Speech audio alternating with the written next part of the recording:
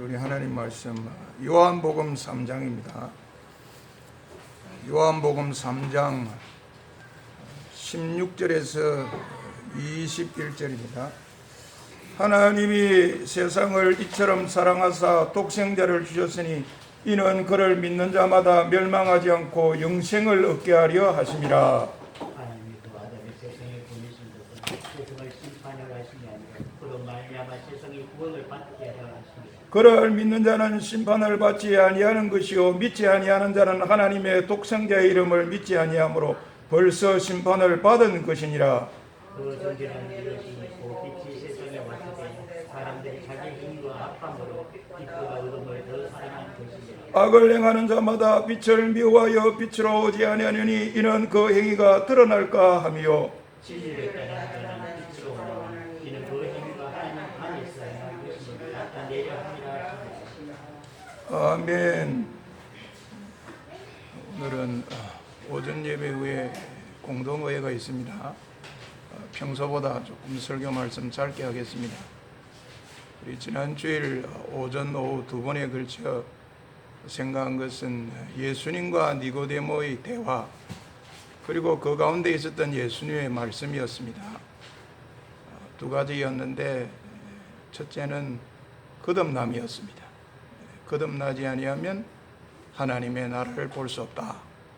물과 성령으로 거듭나지 아니하면 하나님 나라에 들어갈 수 없다 하는 이 거듭남이었습니다. 이 거듭남은 영적인 거듭남, 이 거듭남은 근본적인 거듭남이었습니다. 그리고 또 하나는 영생이었습니다. 예수님 말씀하셨습니다. 모세가 광야에서 뱀을 든 것 같이 인자도 들려야 하리니 이는 그를 믿는 자마다 영생을 얻게 하려 함이다 하는 이 영생이었습니다. 참 이렇게 말씀하셨던 예수님 생각하면 참 예수님 사랑의 예수님이다 그런 생각을 하지 아니할 수 없습니다. 모세가 광야에서 뱀을 든 것 같이 인자도 들려야 한다 하는 것은 인자인 예수님이 십자가에 이제 못 박혀 들려야 한다 이런 말씀입니다. 예수님 본인으로만 보면 그럴 일이 있을 아무런 이유가 없습니다. 우리 예수님은 범죄 사실이나 범법 사실이 없습니다. 죄를 짓지 아니했고 죄를 알지도 못하는 분이시기에 십자가에 못 박혀 들려진다. 이건 있을 수 없습니다.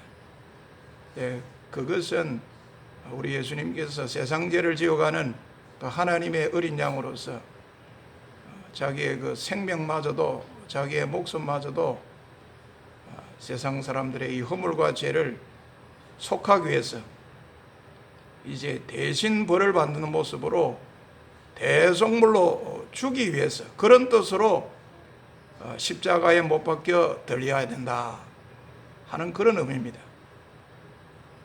여러분, 주는 게 사랑이지 않습니까? 우리 예수님 말씀했습니다. 내가 이 세상에 온 것은 섬김 받으러 온 게 아니라 섬기려 하고 도리어 내 목숨을 많은 사람들의 대속물로 주기 위해서 왔다 그랬습니다. 우리 예수님 십자가에 못 박혀 들리는 것은 자기 목숨마저도 대속물로 주는 사랑입니다. 우리 예수님 큰 사랑의 예수님입니다. 또 이렇게 말씀하셨던 예수님 생각하면 예수님 참 선하시다. 우리 예수님 선하신 목자가 맞다. 이런 생각을 해야 되겠습니다. 나는 이렇게 되고 나는 참 십자가에 못 박혀 들림이라는 이 비참함이요 이 죽음이지만 이를 통해서 그를 믿는 사람은 영생을 얻도록 하는 것, 영생으로 이렇게 인도하시겠다고 하는 이런 예수님 보면 참 인자하시다. 선하신 목자가 맞다. 세상에 있는 어떤 군주하고는 다르다. 우리 중국 천하를 처음으로 통일했다고 하는 진시황은 어땠습니까? 불로 쳐 깨워라 그랬습니다. 아래 사람들에게 늙지 않게 하는 약초가 있다. 어딘가나 있을 기다. 그 불로 쳐 깨워라. 그 불로 쳐 먹고 영생하려고 했는데 그 진시황은 아래 사람들 이용이나 하고 아래 사람들은 뭐 죽을 고생을 해서라도 자기의 끝없는 욕망을 채우려고 한 겁니다. 그런 세속의 군주하고 우리 예수님은 전혀 다릅니다. 참 우리 예수님 생각하면 이렇게 사랑인 예수님일 수가 없고 이렇게 선하신 예수님일 수가 없다. 예수님을 잘 몰라서 그렇지. 이 예수님을 잘 안 믿으려고 해서 그렇고 이 예수님을 못 믿겠다고 해서 그렇지. 사실 제대로 알고 제대로 믿으면 예수님 같은 분이 없다. 내가 예수님을 믿어야 될 이유도 영생이고 내가 예수님을 믿으면 좋은 이유도 영생이다. 이 영생을 약속하시고 보장하시는 참 선하신 그런 사랑의 예수님이다. 참 영생을 얻은 우리로서는 어떻게 했습니까? 영생을 누리며 주 안에 살리라. 오늘 또 내일 또 주 함께 살리라. 이 노래 부르면서 춤추겠다. 성령 춤추겠다. 이렇게 되는 우리가 되어야 되겠습니다. 오늘 이제 그 뒤에 사도 요한이 계속해서 기록하는 말씀인데 오늘 사도 요한의 이 기록을 보면 중간에 뭔가 이렇게 끼어 넣는 삽입구적인 이런 기록입니다. 참 우리 예수님 모세가 광야에서 뱀을 든 것 같이 인자도 들려야 한다고 하는 이걸 통해서 이제 그를 믿는 자마다 영생을 말씀하시는데 참 우리 예수님이 이럴 수 없는 예수님이다. 참 예수님이 때문에 마음이 뜨거워졌습니다. 마음이 감동을 먹게 된 이 사도 요한. 그렇다고 하면 이 예수님을 보내신 하늘에 계신 하나님도 예수님과 안 같겠나? 우리 예수님이 이렇게 선하시고 사랑이라면 하늘에 계신 아버지도 마찬가지일 거다. 근데 그 아버지에 대해서 좀 기록을 해야 되겠다. 잠깐 예수님의 동선, 예수님의 사역, 우리 예수님의 말씀, 이건 잠깐 중지를 하고 이 예수님을 보내신 하나님에 대해서 내가 좀 기록을 해야 되겠다. 그런 마음으로 중간에 좀 지금이라도 뭘 내가 좀 서둘러서 삽입해서 좀 기록을 해야 되겠다. 그런 모습으로 오늘 말씀을 기록하고 있다고 봐야 되겠습니다.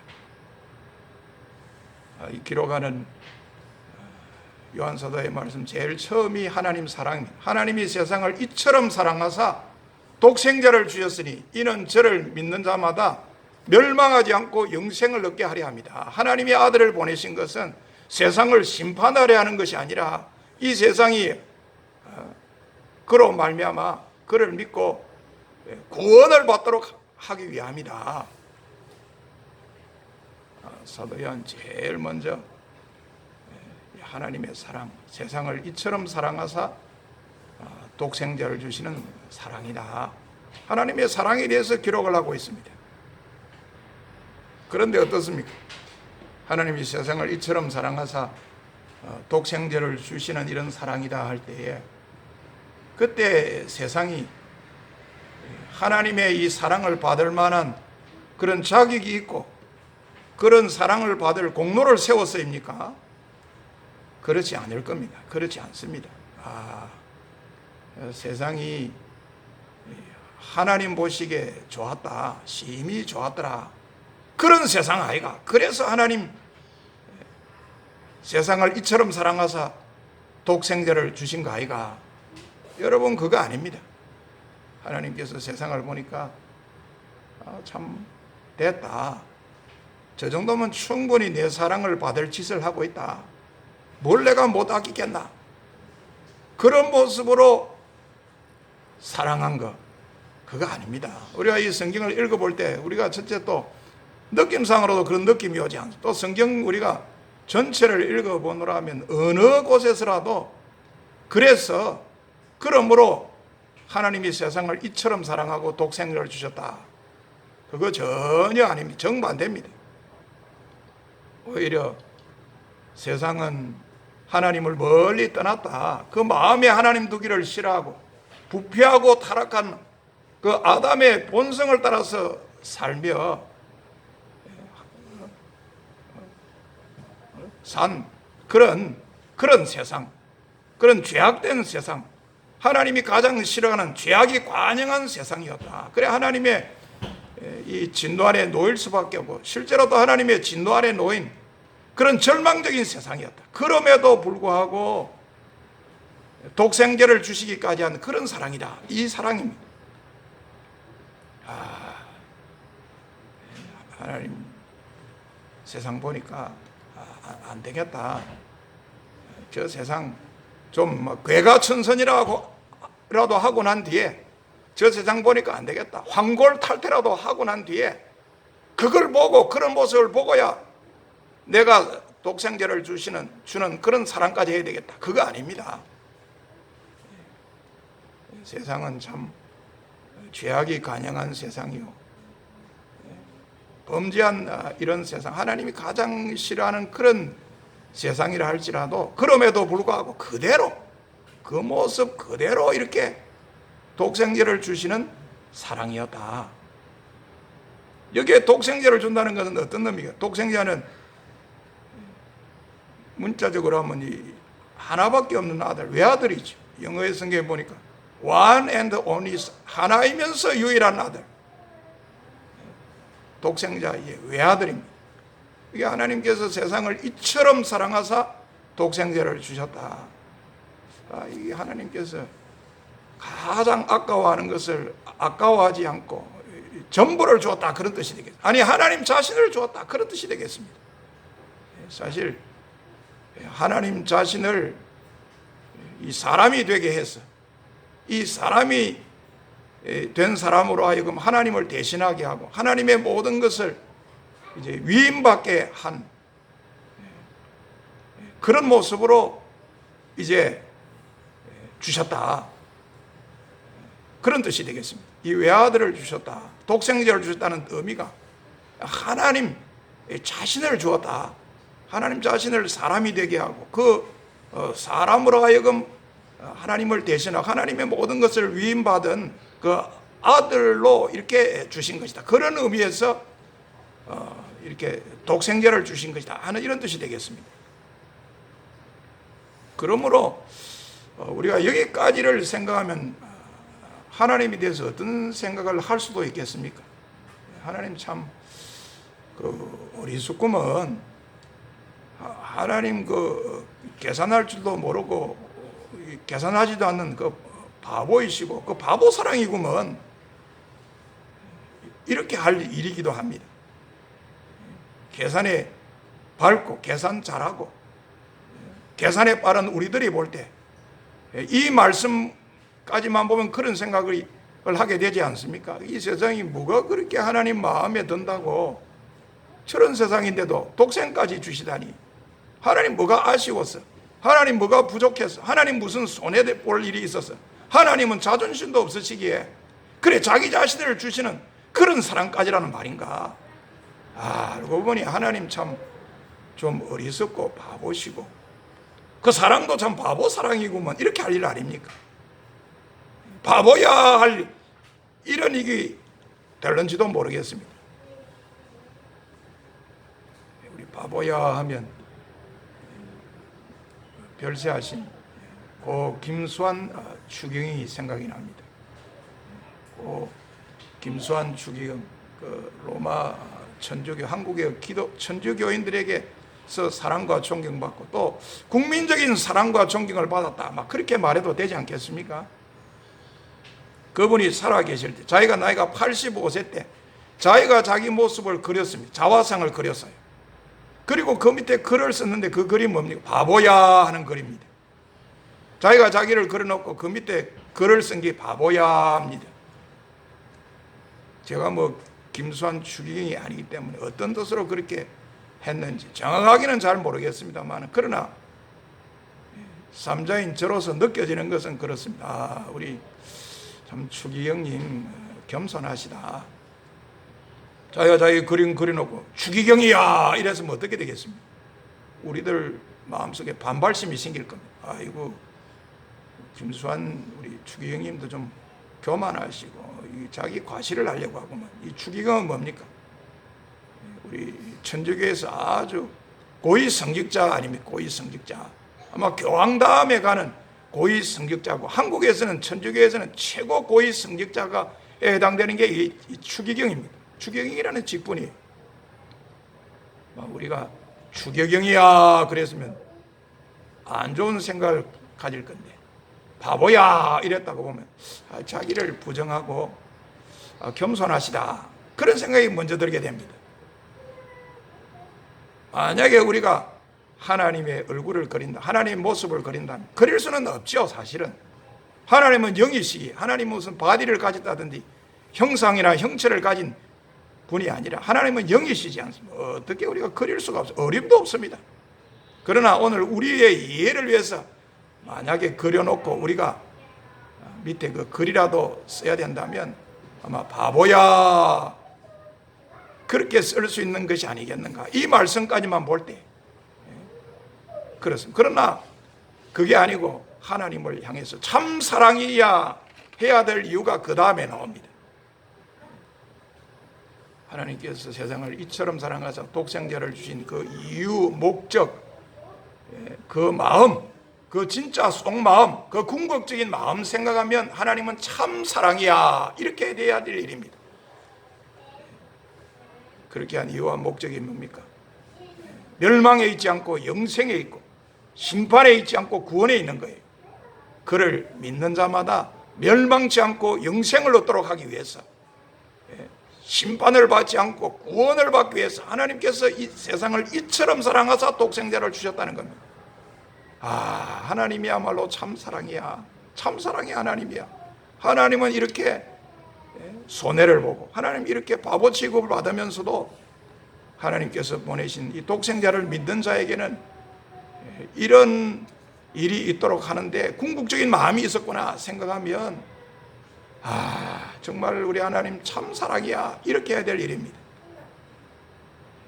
여러분 어떻습니까? 하나님 생각하면 사랑의 하나님으로, 참 사랑의 하나님으로 그렇게 느껴집니까? 그렇게 확신하고 그렇게 말이라도 할 수 있겠습니까? 그러면 됐습니다. 참 사랑은 하나님께 속한 것이라고 했는데 정말 사랑은 하나님께 속한 것이더라. 하나님 참 사랑이시더라. 하나님 사랑 같은 그런 사랑, 눈 닦고 봐도 없고 눈 씻고 봐도 하늘에도 없고 땅에도 없고 오직 하나님에게만 있는 이런 유일한 사랑이다. 하나님 사랑에 대해서 그렇게 느끼고 그렇게 고백할 수 있겠습니까? 이 세상에 보면 사랑이라는 사랑들이 참 많다. 형제 사랑도 있고 친구 사랑도 있고 남녀 간의 사랑도 있고 이 에로스 사랑도 있고 필리아 사랑도 있고 스톨게 사랑도 있지만 사실 그건 또 생각해 보면 저 사람 하는 거에 따라서 하는 사랑으로서 이건 어디까지나 상대적인 사랑이고, 이건 어디까지나 조건적인 사랑이고, 이건 어디까지나 가변적인 사랑이고, 이건 어디까지나 제한적인 사랑이다. 그러나 우리 하나님께서 이처럼 이렇게 사랑한 것은 하나님 자신이 사랑이시기에, 하나님은 사랑이라 그러잖아요. 하나님 자신이 사랑이시기에 한 사랑으로서 이건 무조건적인 사랑이고, 이거는 변하지 않는 사랑이고, 이건 영원한 사랑이고, 이거는 절대적인 사랑이고, 이 땅에 있다고 하는 사랑, 사람들이 한다고 하는 사랑, 그런 사랑하고는 질적으로 차원이 다르다.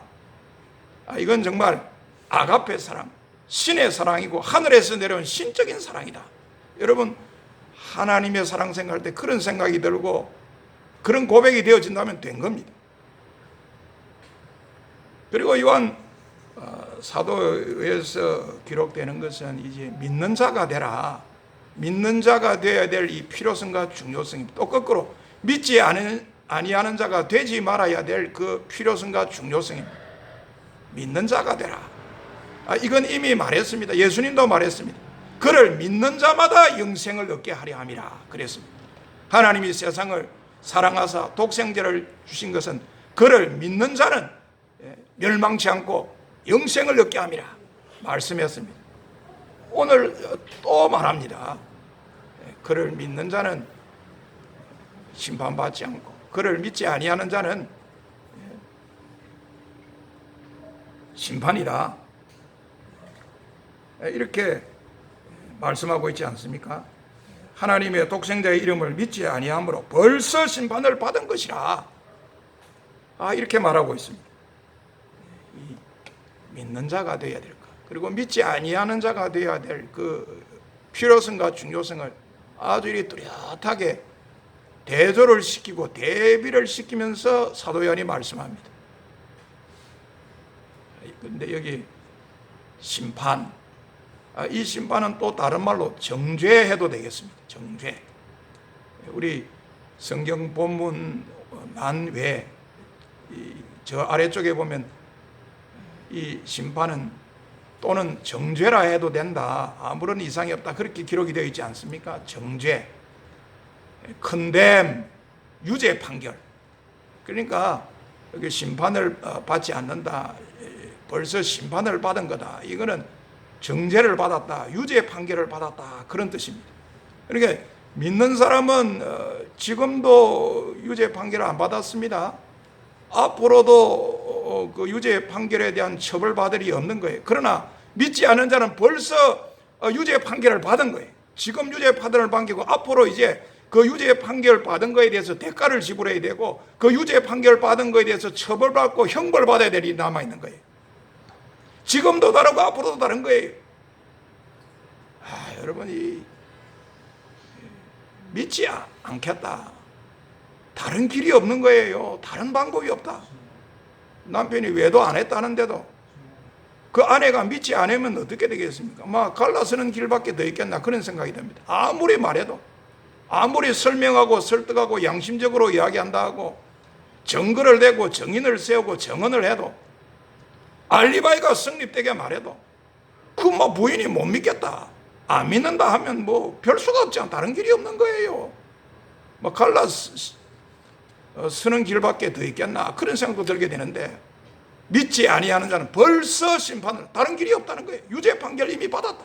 이제 그에 대한 처벌만 남았을 뿐이다. 이런 걸 생각하면 우리는 신자가 되려고 해야지, 결단코 불신자가 되려고 해서는 안 된다. 죄인 중에 죄인이 되는 것이, 괴수 죄인이 되는 것이 믿지 아니하는 자, 불신자가 되는 거다. 위기의식을 좀 가질 필요도 있습니다. 그리고 또 우리가 이런 말씀을 보면서 우리는 만인 구원설까지는 아니다, 그런 생각도 가져야 되겠습니다. 우리 주변에 그렇게 주장하는 사람이 있습니다. 그렇게 믿고 있는 사람이 결국은 다 구원을 받는다, 하나님 사랑이시니까 결국은 다 만인 구원설을 주장하는데, 우리 개혁주의 노선과 이 신앙에서는 우리들로서는 거기까지는 아니다. 우리는 그건 받아들일 수 없다. 오늘 성경에 뭘 봐라. 믿는 자와 믿지 않는 자가 분명히 이렇게 나누어지는 걸 볼 때라도 만인 구원설까지는 아니다. 우리 이런 생각도 할 필요가 있겠습니다. 그리고 요한 사도가 마지막으로 이 삽입구적으로 기록하는 기록을 보면 그 정죄는 이것이니 하는 건데, 첫째는 빛이 세상에 왔을 때 사람들이 자기 행위가 악함으로 빛보다 어둠을 더 사랑한 것이다. 둘째는 악을 행하는 자마다 빛을 미워하여 빛으로 오지 아니하노니 이는 그 행위가 드러날까 함이다. 셋째는 진리를 따르는 자는 빛으로 오나니 이는 그 행위가 하나님 안에서 행한 것임을 나타내려 함이다. 사도 요한이 그 정죄는 이것이니 하며 말씀하는 걸 보면 그렇습니다. 사람들 참 한심하다는 겁니다. 사람들 참 악하고 참 어둡다는 겁니다. 사람들 얘기 보면 빛이 왔는데도 자기 행위가 악함으로 빛 앞으로 나아갔다가는 자기가 행한 악이 드러나고 노출될까 불안해하고 걱정하고 두려워한다는 겁니다. 참 이 사람들, 아담의 그 부패하고 타락한 본성을 유전적으로 받은 그 모습 그대로 두면 사람들은 영락없이 틀림없이 자기 행위가 악함으로 자기 악이 드러나고 노출될까 봐 빛보다 어둠을 더 사랑하고 빛을 미워하고 빛으로 오지 않는다는 겁니다. 그러나 진리를 따르는 자는 정반대로 빛으로 온다는 겁니다. 진리를 따르는 자는 자기 행위가 하나님 안에서 행한 것임을 나타내려 빛으로 온다는 거예요. 그렇습니다. 선생님이 숙제를 내서 학생들에게 내일까지 숙제해 오느라 철저하게 정정당당하게 자기가 숙제해서 해오느라 내일 숙제 검사 있다. 아이들이 내일만 기다리집니다. 그런데 숙제를 잘한 아이, 정정당당하게 자기가 한 아이는 내일이 기다려지는 거예요. 그러나 무슨 이유인지 숙제를 안 했어요. 그럼 내일이 두려운 거예요. 아, 선생님이 두렵고 숙제 검사 시간이 두려운 거예요. 왜? 검사했다가는 숙제 안 하는 게 드러나고 그게 벌받게 되지 않습니까? 숙제를 성실하게 한 학생은, 아이는 기다려지는 거예요. 그게 숙제 시간을 가까이 가지 못할 이유가 없는 거예요. 오히려 당당하고 떳떳하게 선생님의 이 칭찬이 있을 것이기에 기다려지고 나아가게 되는 것과 같은 겁니다. 말씀을 이제 오늘 정리합니다. 우리 사도 요한 오늘 좀 중간에 끼어 넣기식의 말씀, 이 삽입부적인 말씀. 내가 좀 예수님 그렇게 말씀했는데 참 내 마음이 뜨거워진다. 그럼 그 예수님을 보낸 하나님에 대해서도 내가 좀 기록을 해야 되겠다. 이런 모습으로 기억하는데 하나님의 사랑이 어느 정도의 사랑이었다. 그 궁극적인 목적이 어디에 있었다. 그리고 믿는 자와 믿지 않는 자는 이렇게 차이가 나. 천냥지 차다. 그리고 그 정죄는 이것이다 하며 결국 자기 행위가 악함으로 믿지 아니하는 자의 길을 갈 것이 아니다. 하나님의 은혜를 구하는 가운데 진리를 따르는 자로서 믿는 자의 길을 가야만 된다 하는 그런 말씀하고 있습니다. 말씀을 마칩니다. 이 자리에 계신 우리 성도님들 어떻습니까? 우리는 지금 영생을 얻었습니까? 영생을 얻었다고 생각합니까? 구원을 받았습니까? 구원을 받았다고 생각하고 있습니까? 다 그렇게 생각하고 믿을 수 있기를 바랍니다. 나는 하나님의 자녀로서 구원받았고 영생을 얻었다. 나는 이미 벌써 나는 유죄 판결 받지 않았다. 무죄 판결 받았다. 바울은 누구든지 그리스도 예수 안에 있는 자에게는 결코 정죄함이 없다고 했는데 그 말씀 그대로 그렇다. 참 구원받고 영생을 얻은 하나님의 자녀로 나는 내 신분이 수직 상승했다. 확 바뀌었다. 나는 과거에 이 심판과 이 멸망의 집에 살았는데 이제는 영생과 구원의 집으로 벌써 이사해 간 나이다. 여러분 이런 확신을 할 수가 있어야 되겠습니다. 그러면서 그렇게 된 이유는 근본적으로 근원적으로 하나님 사랑 때문에 하나님의 사랑이 먼저 있었기 때문이다. 하나님이 이처럼 사랑하시고 이런 목적을 두시는 하나님의 진짜 마음이 사랑에 있었기 때문이다. 하나님 은혜 때문이다. 하나님께서 은혜 베푸지 않으면 나 같은 사람 그대로 두면 나 별 수 없이 믿지 않는 자가 되었을 텐데 근원적으로 하나님께서 나 같은 사람에게 이 은혜를 베푸므로 믿는 자가 될 수 있게 된 거고 믿는 자가 되었다. 참 하나님 생각하면 내가 늘 하나님 잘 섬겨야 되겠고 늘 하나님께 감사해야 되겠다. 늘 하나님을 높이는 그런 신앙생활을 해야 되겠다. 특별히 오늘 말씀 보며 나는 이 성경에 요절이 있지 않습니까? 그 요절 중에서도 요절이라고 할 수 있는 요한복음 3장 16절, 우리 기독교의 복음의 핵심 중에 핵심이 된다고 할 수 있는 이 요한복음 3장 16절, 이 말씀을 가지고 복음 찬송을 만들어 놓은 게 있던데 이 말씀으로 복음 찬송을 만들어 놓은 내 그 찬송 가까이 하고 그 찬송 부르면서 내 행복감에 적겠다. 하나님이 세상을 이처럼 사랑하사 독생자를 주셨으니 누구든지 예수 믿으면 멸망하지 않고 영생을 얻으리라.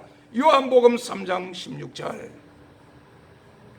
참 이 말씀으로 된 이 찬송, 이 복음의 찬송 부르며 세상이 알 수도 없고 줄 수도 없는 내 위로 좀 받겠다. 힘을 얻겠다. 이 찬송을 부르면서 이 찬송에서 나오는 액기스를 먹겠다. 이 찬송을 부르며 이 찬송의 가사의 뜻을 음미하면서 자꾸 되새김이면서 나는 세상이 알 수도 없고 세상이 줄 수도 없는 내 좀 행복감에 적겠다.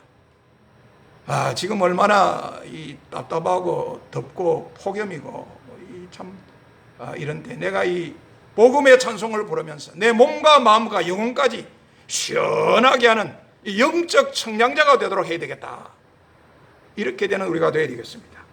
하나님이 세상을 예처럼 사랑하사 독생자를 주셨으니 누구든지 예수 믿으면 멸망하지 않고 영생을 얻으리라.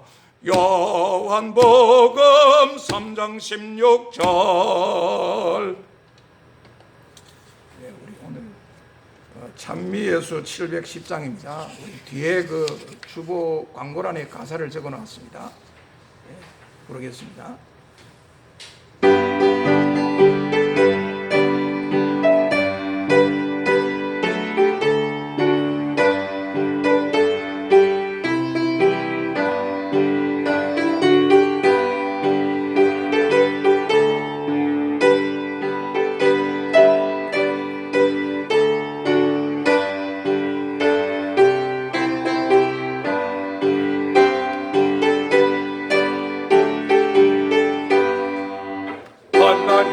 세상을 예처럼 사랑하사 독생자를 주셨사니 누구든지 예수 믿으면 멸망하지 않고 영생을 얻으리라.